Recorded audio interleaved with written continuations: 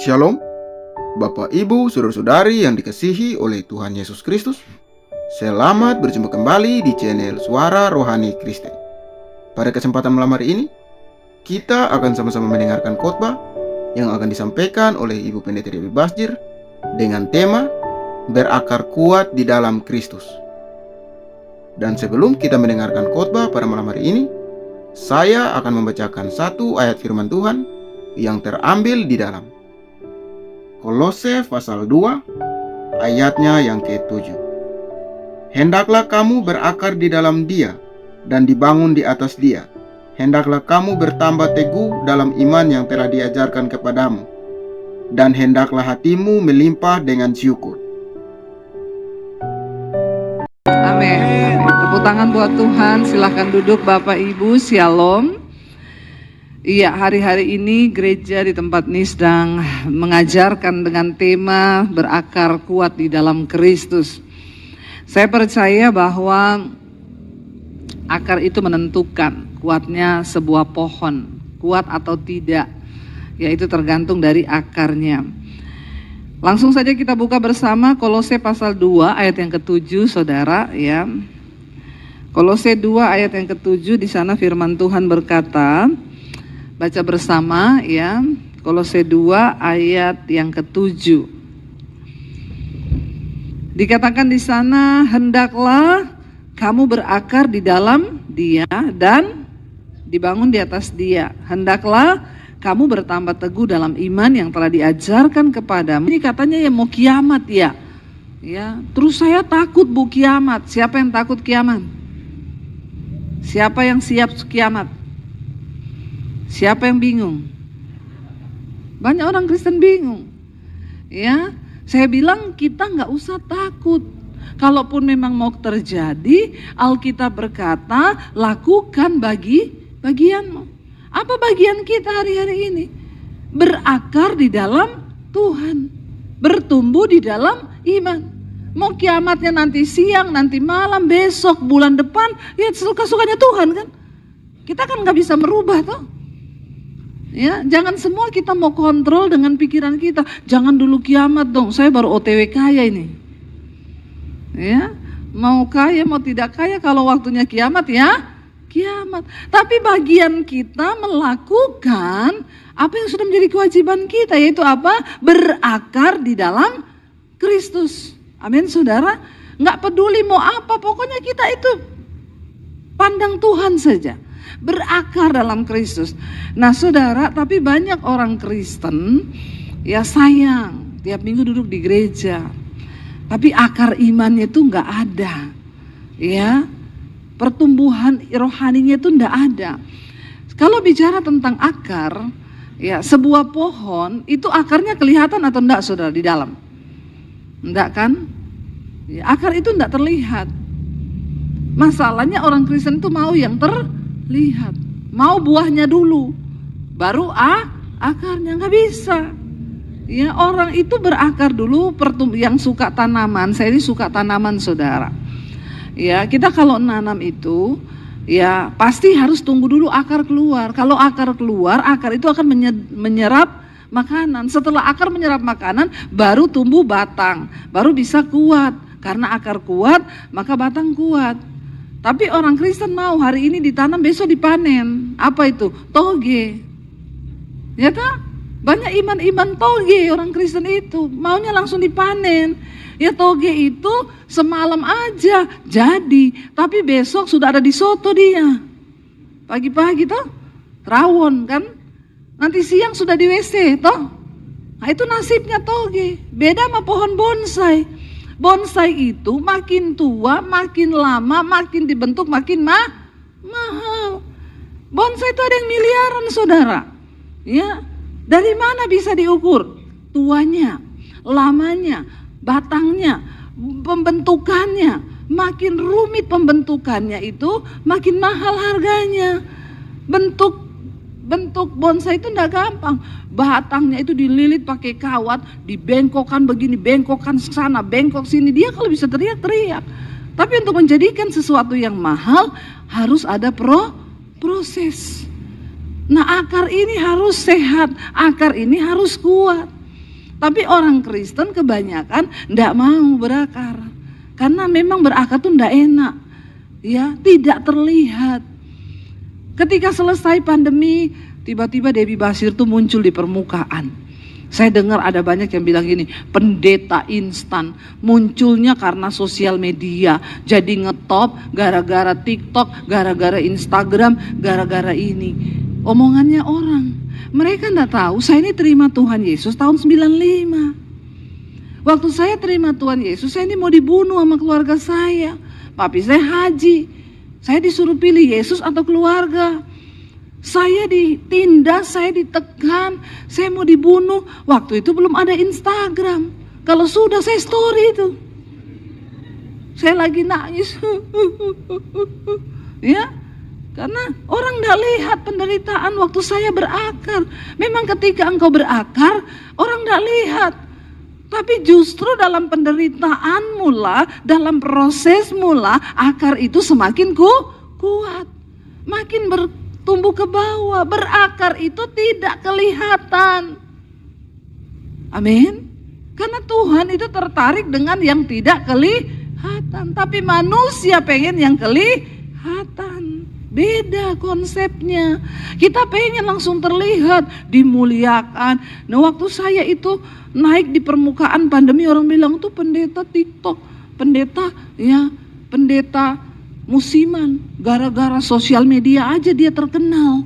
Kamu ndak lihat ketika saya berakar dari tahun 95, saya ditekan, mau dibunuh, saya diancam. Saya nggak bisa telepon pendeta. Zaman itu belum ada handphone. Tahun 95, ya, saya nggak bisa ke gereja minta didoakan. Boro-boro keluar rumah aja saya nggak boleh. Jadi ketika ada masalah, saya masuk ke kamar, saya tutup pintu, saya berlutut sama Tuhan Yesus. Ada yang tanya, kenapa imannya ibu begitu kuat? Ya itu, karena saya nggak pernah minta-minta didoakan sama pendeta. Saya berdoa sendiri, saya cari Tuhan sendiri, saya ketemu Tuhan. Orang Kristen sekarang batuk, telepon ibu gembala. Ya, diare ke toilet, telepon Pak Pendeta, pret. Iman seperti apa yang kita punya? Nggak usah cari-cari manusia, nggak usah dikit-dikit mau konseling dok, dikit-dikit saya bilang baca tuh Alkitab. Kau udah baca firman belum? Kalau sudah baca nggak usah konseling. Orang yang suka konseling itu saya yakin nggak pernah baca Alkitab. Amin apa amin? Ya makanya nggak usah konseling. Ya bu pengen konseling, di Alkitab ada jawabannya kok. Ya yang mana? Makanya kau baca itu Alkitab. Ya kemarin ada survei dilakukan di daerah-daerah Kristen di Indonesia. Kantong-kantong Kristen. 80% orang Kristennya punya Alkitab. Yang baca 20%. Makanya kota-kota kantong Kristen di Indonesia banyak tingkat kejahatannya tinggi, perceraiannya tinggi, tingkat semua perbuatan jahat tinggi. Kenapa? Punya Alkitab 80% penduduknya, tetapi yang baca hanya 20. Nah ini, bagaimana mau berakar? Boro-boro, berakar aja kagak, bagaimana mau tumbuh? Apalagi berbuah. Nah banyak buah-buah palsu. Ya, kelihatan berbuah, tapi yang begini kan cuma sebentar. Makanya ada orang bilang, itu bu padahal loh di gereja pelayanan, nipu, bawa lari uangnya orang, enggak bayar. Enggak usah angkat tangan korbannya. Banyak begini sekarang. Ya, itu bu pelayanan, tapi selingkuh bolak-balik. Ya, enggak usah angkat tangan juga. Itu tiap hari ke gereja bu, tapi selingkuh terus, nipu orang. Ya. Kenapa? Karena firman tidak berakar dalam hidup kita. Kita ini cuma jadi ya pendengar, masih bagus juga mau dengar nih ke gereja. Ada juga yang ke gereja sini, matanya lihat saya, tapi otaknya lagi, habis ini makan apa ya? Nah, ini juga enggak masuk firman. Bagaimana bisa saudara? Waktu engkau dalam penderitaan, disitulah kesempatan engkau berakar di dalam Kristus. Penderitaan membuat akar keimanan kita itu semakin kuat. Karena tidak ada yang lihat. Makanya selalu saya ajarkan apa? Tidak usah minta-minta doa pendeta. Tidak usah banyak-banyak konseling. Baca Alkitabmu, cari Tuhan. Amin. Udah yakin saya. Pasti kau berakar. imanmu bertumbuh dan engkau menghasilkan buah. Tapi kalau enggak, percuma kita itu jadi Kristen, percuma.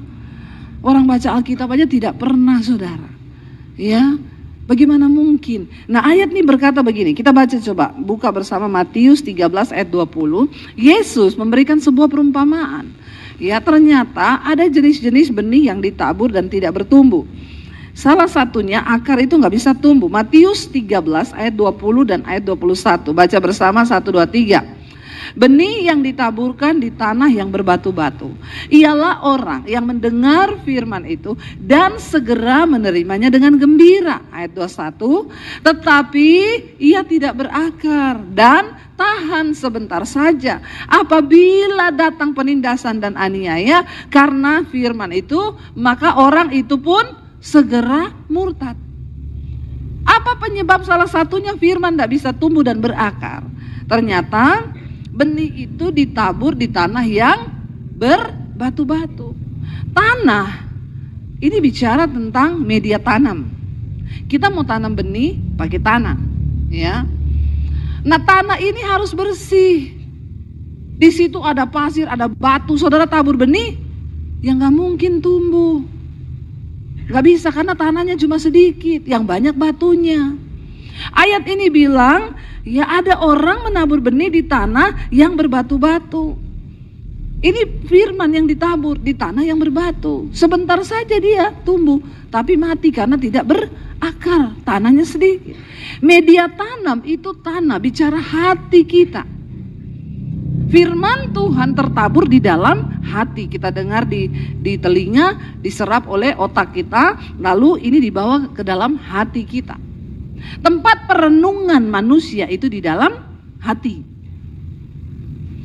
Ya, Tuhan kasih kita panca indera itu ada gunanya loh, saudara. Mata untuk melihat, telinga untuk mendengar. Waktu kau dengar, diolah, bawa turun ke hati. Ya, jangan cuma di telinga toh.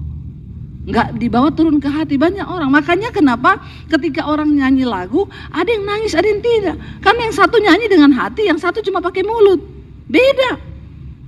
Ya, bahkan pelayan Tuhan pun kita dengar beda.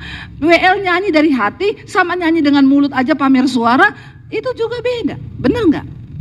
Tuhan adalah Tuhan yang melihat hati. Amin. Nah, kita harus mengolah firman di hati. Hati ini media tanam. Kalau hati kita banyak bebatuan, sakit hati, iri hati, kepahitan, kecewa, ini dosa-dosa dalam hati yang orang tidak bisa lihat. Cuma kita dengan Tuhan yang tahu. Bahkan kadang istri tidak tahu. Amin tidak bapak-bapak? Banyak rahasia hatimu yang istrimu tidak tahu. Demikian ibu-ibu. Ada banyak rahasia hati yang suami bahkan tidak tahu, anak tidak tahu. Cuma kita yang simpan. Perlu bagi kita untuk ngecek nih media tanam kita ini, hati kita ini. Baru engkau balik lagi. Supaya persembahan. Orang fasik berdoa. Apa orang fasik itu? Orang yang tahu kebenaran tapi tidak mau melakukan. Itu orang fasik. Hatinya itu nggak mau berubah. Doanya menjadi kekejian bagi Tuhan. Tuhan ini jijai. Boro-boro dijawab. Tuhan aja jijik. Jadi ada ibadah yang menjadi kejijikan di mata Tuhan, yaitu apa? Kalau kita ini tahu kebenaran, kita tidak dengar. Kristen. Tapi hatinya ini banyak batu.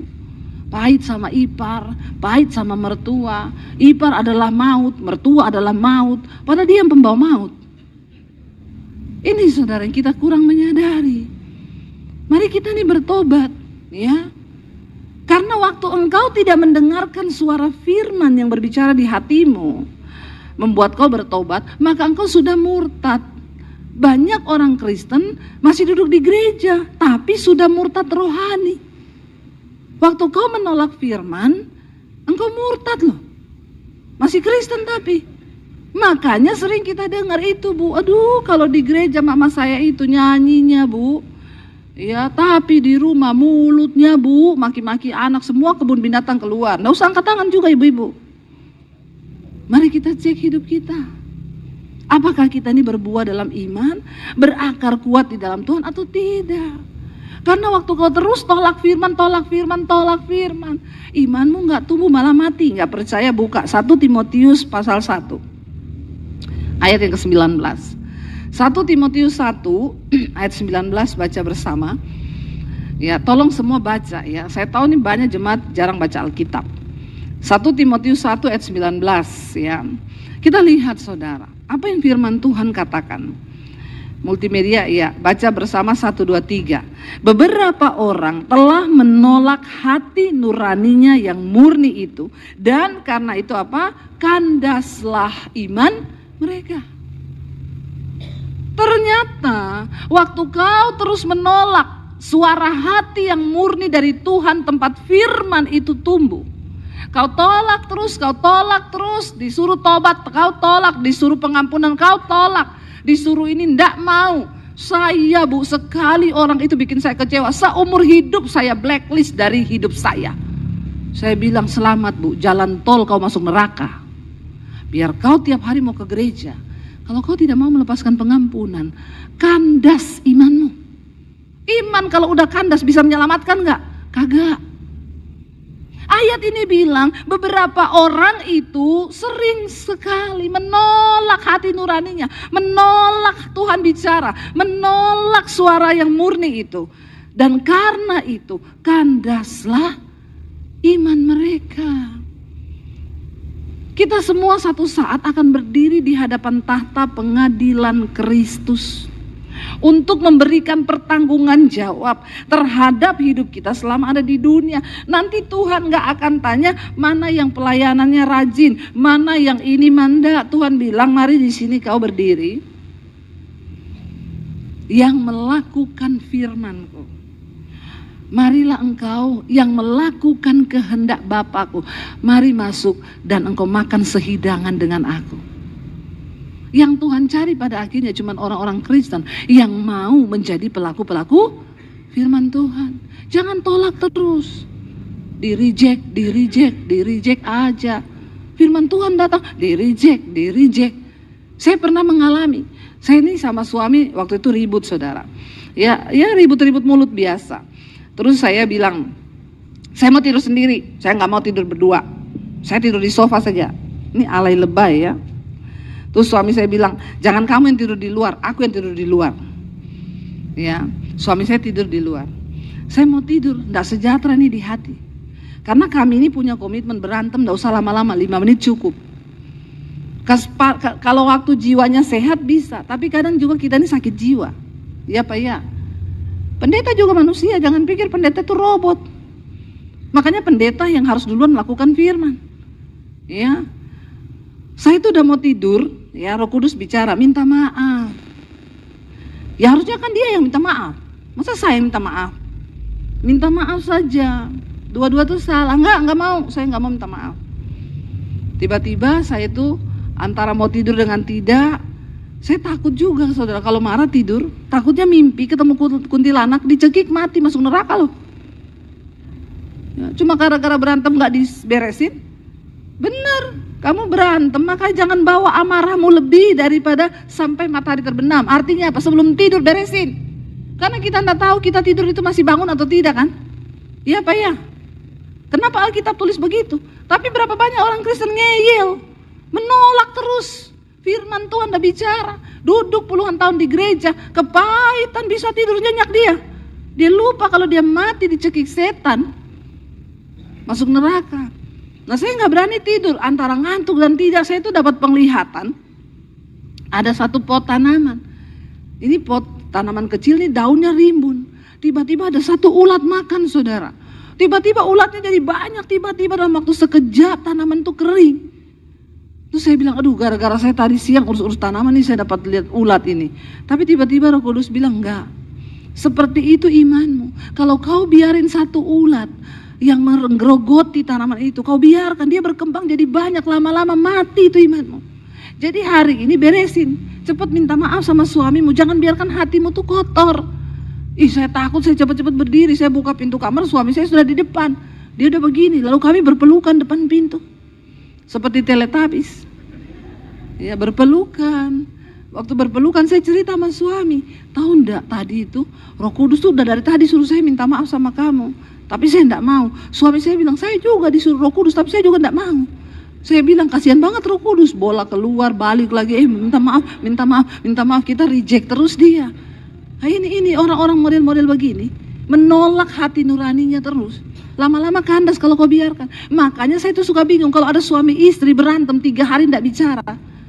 Kau bilang kau pengikut Tuhan, padahal hatimu syaitan. Syaitan bermalam di hatimu. Jadi buat apa kita jadi Kristen kalau kita pelihara setan? Ayo jadi pelaku firman Tuhan, amin. Waktu akarmu kuat dalam Tuhan, imanmu tumbuh, engkau akan menghasilkan buah. Buah-buahnya ini terlihat.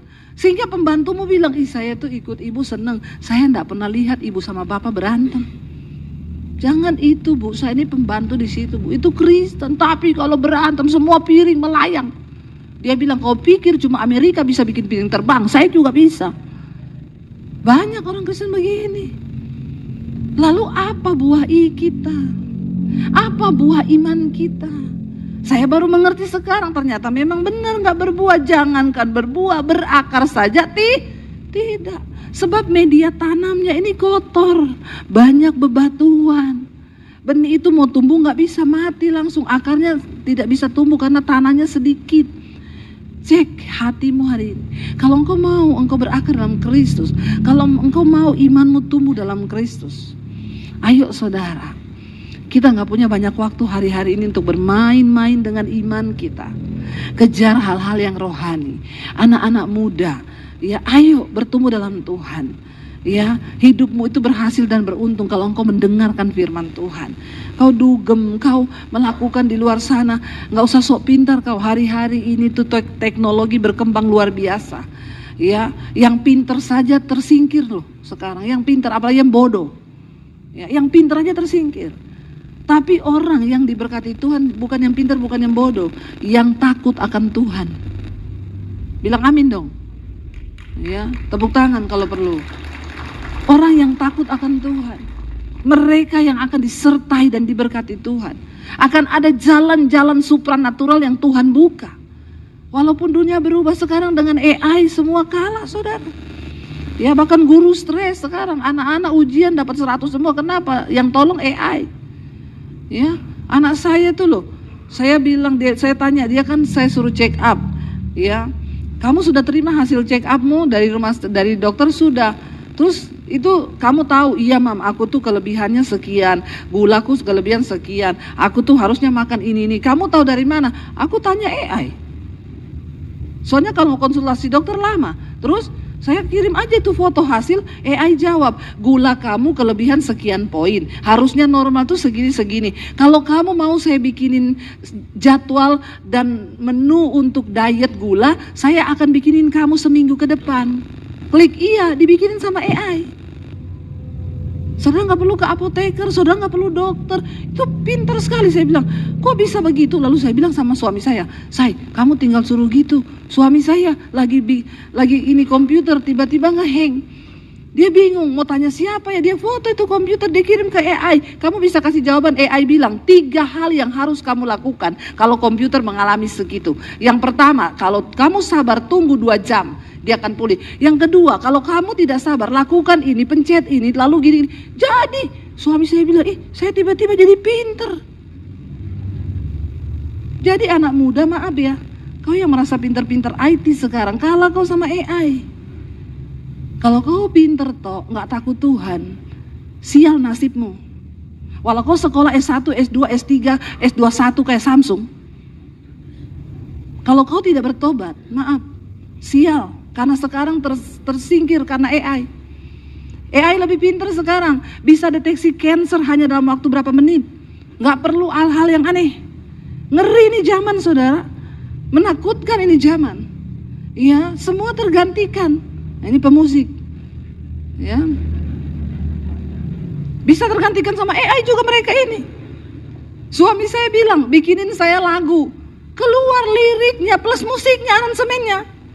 Iya, tapi ibu-ibu tenang, AI tidak bisa gantikan kita ngepel di rumah, masak juga nggak bisa. Ya, Tapi saudara, ayo, apa yang bisa kita andalkan dengan perkembangan zaman yang begitu hebat? Takut akan Tuhan. Takut akan Tuhan bikin hidup kita bahagia di dunia sampai di akhirat. Dah itu aja, gak usah aneh-aneh. Kalau mau bikin dosa ingat, takut akan Tuhan, menghormati Tuhan. Kalau mau bikin dosa ingat, Tuhan, aku ini jengkel sama istriku, tapi karena aku mengasihani Engkau Tuhan, aku takut akan Engkau, aku mau berdamai deh dengan istriku. Amin. Bapak-bapak amin. Yang amin cuma ibu-ibu toh ini. Ya, ibu-ibu juga begitu. Waktu kau marah, kau jengkel, kau cerewet, ingat takut akan Tuhan. Aku mengasihi suamiku Tuhan, karena aku takut akan Engkau. Hidup kita bahagia waktu kita hidup takut Tuhan. Jaminannya bukan cuma di dunia ini, sampai pada hidup yang akan datang. Berapa banyak yang mau bilang, Tuhan ubah hati kami Tuhan, kami mau bertumbuh di dalam Engkau, kami mau hidup takut akan Tuhan. Bangkit berdiri bersama saudara. Bapak, Ibu, saudara-saudari yang dikasihi oleh Tuhan Yesus Kristus, kita telah bersama-sama mendengarkan khotbah yang telah disampaikan oleh Ibu Pendeta Debbie Basdir dengan tema Berakar Kuat di Dalam Kristus. Kiranya lewat khotbah yang telah kita dengar pada malam hari ini memberkati setiap kita orang percaya. Dan di akhir video ini, kita akan sama-sama menyaksikan suatu renungan firman Tuhan yang akan disampaikan oleh Ibu Cornelia. Selamat menyaksikan. Tuhan Yesus memberkati. Pada malam hari ini, mari kita mau membaca firman dan mau merenungkan itu dalam kehidupan kita, dan kita yang diberkati oleh Tuhan. Dalam Amsal pasal 8 ayat yang pertama, judul bacaan Wajangan Hikmat. Dalam ayat yang pertama, bukankah hikmat berseru-seru dan kepandaian memperdengarkan suaranya? Ayat yang kedua, di mana dia katakan, di atas tempat-tempat yang tinggi di tepi jalan, di persimpangan jalan-jalan, di sanalah ia berdiri. Di dalam ayat yang ketiga, di samping pintu-pintu gerbang di depan kota, pada jalan masuk, ia berseru dengan nyaring. Di depan kota, di jalan masuk, ia berseru dengan nyaring. Persiapkan jalan bagi Tuhan dan luruskan jalan bagi kedatangan Tuhan. Di dalam ayat yang keempat, dia katakan, hai para pria, kepadamulah aku berseru, kepada anak-anak manusia kutunjukkan suaraku. Di dalam ayat yang kelima dari Amsal pasal 8, hai orang yang tak berpengalaman, tuntutlah kecerdasan. Hai orang-orang bebal, mengertilah dalam hatimu. Di dalam ayat yang ke-6 dari firman, dengarlah, karena aku akan mengatakan perkara-perkara yang dalam, dan yang akan membuka bibirku tentang perkara-perkara yang tepat. Segala perkara yang kita hadapi, mari kita serahkan semuanya ke dalam tangan Tuhan. Selagi kita hidup, ada masalah, ada perkara yang terjadi, maka dengan demikian, mari kita membutuh Tuhan dalam kehidupan kita. Perkara bertubi-tubi, baik perkara dalam rumah tangga, perkara di luar dan rumah tangga, kita percaya bahwa kita datang kepada Tuhan tepat pada tempat posisi yang kita butuhkan. Bap mama, saudara sekalian yang diberkati oleh Tuhan, di dalam ayat yang ke-7 dari firman, dia katakan, karena lidahku mengatakan kebenaran dan kefasikan adalah kekejian bagi diriku. Di dalam firman ini dia mengajari kepada kita bahwa di depan kita ada kebenaran, keadilan, dan orang yang selalu mendekatkan diri kepada Tuhan hidupnya diberkati. Dengan demikian, mari kita katakan kekejian itu dibenci oleh Tuhan. Mari kita melakukan kebenaran, jujur, takut akan Tuhan dalam kehidupan kita. Selagi kita ada dan kita selalu memerlukan Tuhan dalam kehidupan kita. Dalam ayat yang ke-8 dari Amsal pasal 8, segala perkataan mulutku adalah adil, tidak ada yang belit atau serong. Perkataan harus dengan jujur kita katakan, berarti perkataan yang lurus, yang adil, yang berkenan kepada Tuhan. Itulah yang keluar dari bibir mulut kita. Dan mari kita katakan, Tuhan kita Tuhan yang adil, maka kita melakukan yang benar di dalam kehidupan kita. Di dalam bibir mulut kita berhati-hati dan berkata di hadapan Tuhan.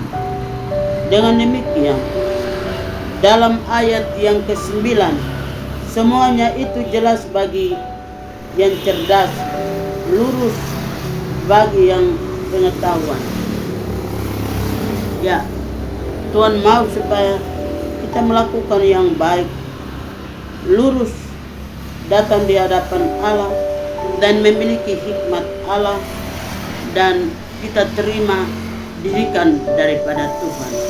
Bap Mama, saudara sekalian yang diberkati oleh Tuhan, di dalam ayat yang ke-10 dia katakan, terimalah didikanku lebih daripada perak, dan pengetahuan lebih daripada emas pilihan. Kita memilih jalan yang benar, maka kita diberkati. Kita selalu hidup bersama-sama dengan Tuhan dan selalu menaruh perhatian kita kepada Tuhan. Itu adalah pilihan Tuhan, dan selalu senantiasa kita curahkan isi hati kita kepada Tuhan. Hingga dalam ayat yang ke-11 dia katakan, karena dengan hikmat lebih berharga daripada permata, apapun yang kita inginkan, atau orang tidak dapat menyamainya. Pendidikan di dunia tidak sama dengan perkataan Tuhan. Dengan demikian, mari kita belajar takut akan Tuhan, dan kita memilih yang baik di dalam kehidupan kita. Sebab dalam ayat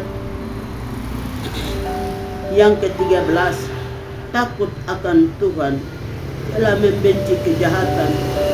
Aku benci kepada kesombongan, kecongkakan, tingkah laku yang jahat.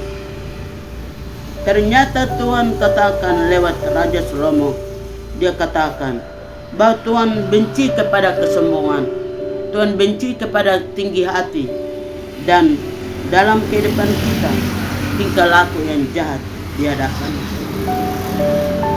Mari kita berkata dan rasa tanggung jawab, berbicara dengan baik, dan tidak ada kata kejahatan yang keluar dari bibir mulut kita.